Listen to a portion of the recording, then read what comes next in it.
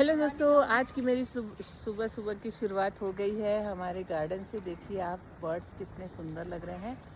तो आप अपने लिए क्या करते हैं ज़रूर बताइएगा। सुबह उठिए, वॉक कीजिए, एक्सरसाइज कीजिए, जो अच्छा लगता है वो कीजिए, लेकिन अपनी सेहत का ख्याल रखिए। फिर हेलो दोस्तों, जैसा कि हमारे यहाँ ठंड थोड़ी सी कम हो गई है तो मेरी वॉकिंग वाली रूटीन फिर से शुरू हो गई है। सुबह सुबह थोड़ी देर वॉकिंग के लिए निकल ही जाती हूँ, क्योंकि मुझे ऐसा लगता है सबसे पहले सेहत है, और सेहत अच्छी होगी तभी तो सेहत भी अच्छी होगी। तो कोई भी दिन हो, लेकिन सुबह की ये रूटीन मेरी बिल्कुल भी स्किप नहीं होती, और समय से समय चुरा कर मैं अपने वॉकिंग के लिए समय निकाल ही लेती हूँ। तो जैसा कि संक्रांति का त्यौहार है, उसके लिए हमें कुछ कुछ तैयारियां करनी पड़ती है। साथ ही हमारे घर पर किस तरह से संक्रांति का त्यौहार मनाया जाता है वो भी आज आप लोगों के साथ शेयर करूंगी।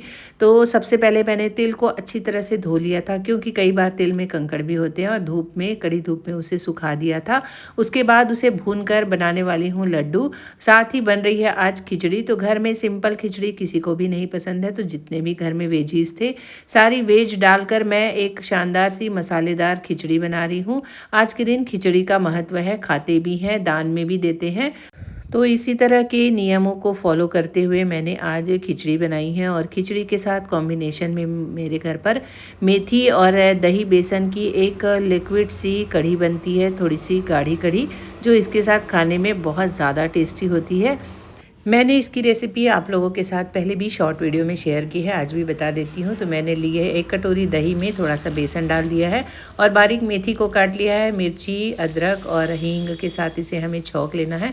अच्छी तरह से मेथी को भून लेना है। जैसे ही मेथी भून जाएगी, उसके बाद हम इसमें दही और बेसन का घोल मिलाएंगे। उसके पहले मैंने कुछ बेसिक मसाले, हल्दी पाउडर, मिर्ची पाउडर, जीरा पाउडर डाल दिया है, और इसे अच्छी तरह से भून लिया है। उसके बाद डाल रही हूँ दही और बेसन वाला घोल। इसमें थोड़ा सा पानी भी डालना है हमें। बेसन की क्वांटिटी बहुत ही कम रखी है, जिससे कि ये पकने के बाद भी थोड़ा लिक्विड फॉर्म में ही रहेगा, जिसे हम रोटी, चावल, खिचड़ी किसी के भी साथ खा सकते हैं। बहुत ज़्यादा टेस्टी लगती है। इधर सारी वेजीज के साथ शानदार सी खिचड़ी भी बिल्कुल रेडी हो गई है। त्योहार का दिन हो और तरह तरह के व्यंजन न बने, ऐसा कैसे हो सकता है। खाने का कहीं ना कहीं संबंध व्यंजनों से ही जुड़ा हुआ है। तो बस साथ ही मैं बनाने वाली हूँ लौकी के कोफ्ते।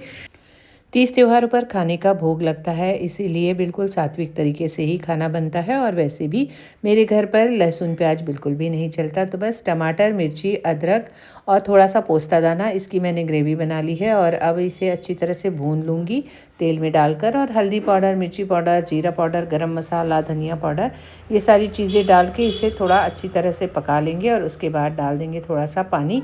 और जैसे ही पानी अच्छी तरह से खौलने लगेगा, उसके बाद हम जिस समय खाना है उसके 5 मिनट पहले कोफ्ते इसमें डालकर अच्छी तरह से उबाल आने देंगे।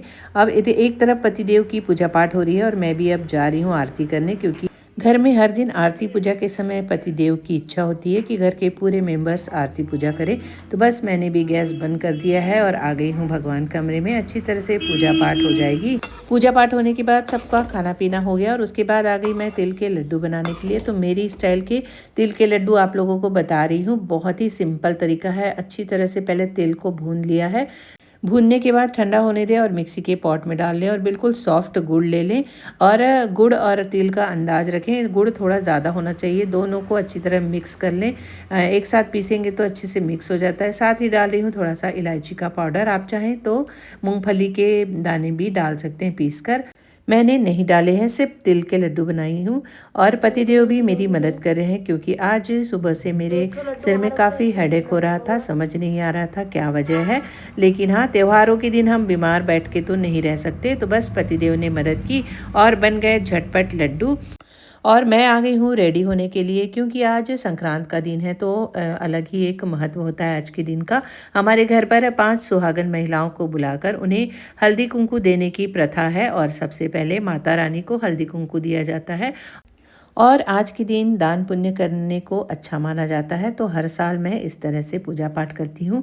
इस बार मैंने दान करने के लिए ये कुछ कांच की बर्नियाँ लाई हैं, जिसमें खिचड़ी का भोग रख दिया है। साथ ही कुछ कुछ चीज़ों से थोड़ा सा डेकोर कर दिया है, जिससे कि दिखने में सुंदर लगे चीज़ें। तो सबसे पहले मैं पूजा करूँगी इन सारी चीज़ों का, जो मैं दान करने वाली हूँ। इन्हें हल्दी कुंकू चढ़ाकर इनकी पूजा करूँगी, दीप जलाऊँगी, आरती करूँगी। और मेरा सबसे पहले माता रानी को ओली भरूंगी मैं अपने घर की जो कुल देवी है उनकी ओली भरूंगी, और उसके बाद जो महिलाओं को मैंने बुलाया है अपने घर पर उनकी ओली भरूंगी।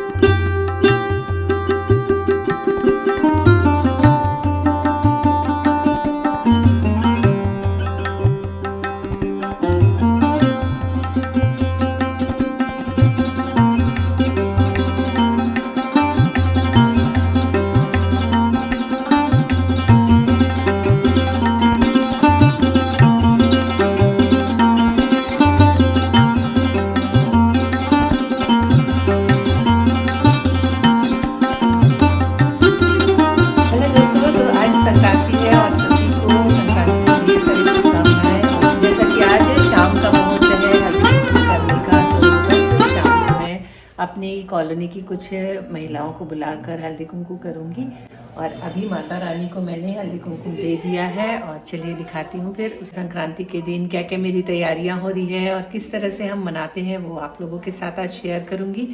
बिल्कुल रेडी हो गई हूँ, आज पूजा पाठ का दिन है तो मैंने साड़ी पहनी है। कैसी लग रही हूँ ज़रूर बताइएगा। और ये हो गई है मेरी पूजा की सारी तैयारियाँ। दान के लिए मैंने इस बार ये इस तरह का कुछ बरनी लेकर आई हूँ। हर बार कुछ न कुछ अलग अलग चीज़ें लाती हूँ, इस बार बरनी लेकर आई हूँ। और आज कुछ महिलाओं को मैंने बुलाया है क्योंकि आज का मुहूर्त है शाम का हल्दी कुमकुम करने का। हमारे यहाँ सभी चीज़ें मुहूर्त को देखते हुए ही करते हैं, तो आज शाम का मुहूर्त है और सब आएंगे, उसके बाद मैं हल्दी कुमकुम करूँगी तो आप लोगों के साथ भी शेयर करूँगी किस तरह मनाया मैंने आज का दिन। तो दोस्तों ये है एक थाली जिसमें हल्दी कुमकुम है, इत्र है, गुलाब जल है। इन सब चीज़ों को देकर मैं सुहागन औरतों का स्वागत करूँगी। साथ ही सुहाग की सारी चीज़ें हैं। यह मैं रेडी हो गई हूँ और ये देखिए कुछ इस तरह से मेरे घर का हुआ डेकोरेशन। बच्चों ने बनाई है पतंग और कुछ इस तरह से छोटी छोटी पतंग रखकर बच्चों ने बहुत ही सुंदर सुंदर कलरफुल पतंगे बना के रखी हैं और घर में डेकोरेट कर दिया है। तीज त्यौहार पर इस तरह का डेकोरेशन करना अच्छा भी लगता है। और घर भी बिल्कुल साफ़ सफाई से मैंने क्लीन कर दिया है। और बच्चे यहाँ बना रहे हैं फूलों की कुछ रंगोली। और मेरी कॉलोनी की सहेलियाँ आ गई थी, उनके साथ थोड़ी देर बातें की और उसके बाद उन्हें हल्दी कुमकुम लगाया, सुहाग का सामान दिया, जो जो चीज़ें मैंने लाई थी उन्हें दी और चावल की ओली भरी।